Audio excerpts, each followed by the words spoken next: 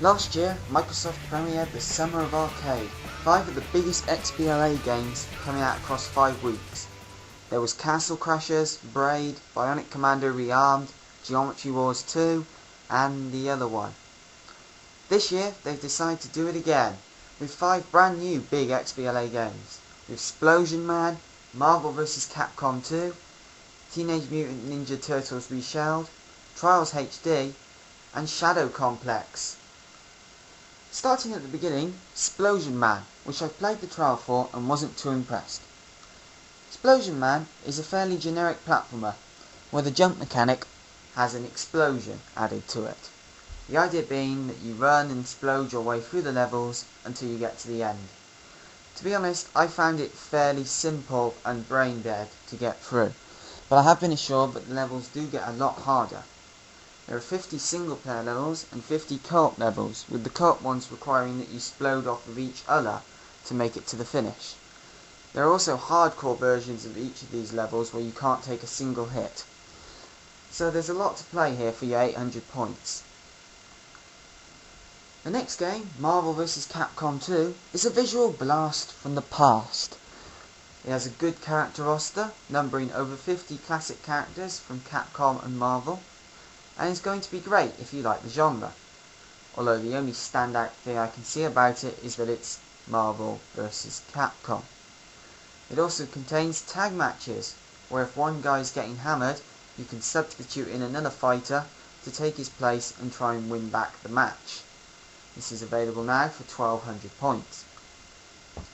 The third game, Teenage Mutant Ninja Turtles, Turtles in Time Reshelled, try saying that 3 times fast, looks to be the Castle Crashers of 2009.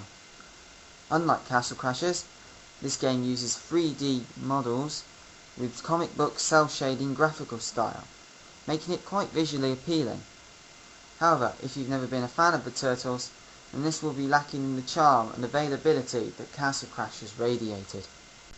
This game will be available next week, also at the price of 1200 points.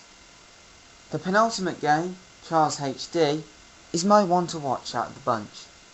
Looking like a mix of those internet flash games you've no doubt played at work or at school over the last year, and flat out Ultimate Carnage but with bikes, this game looks visually insane.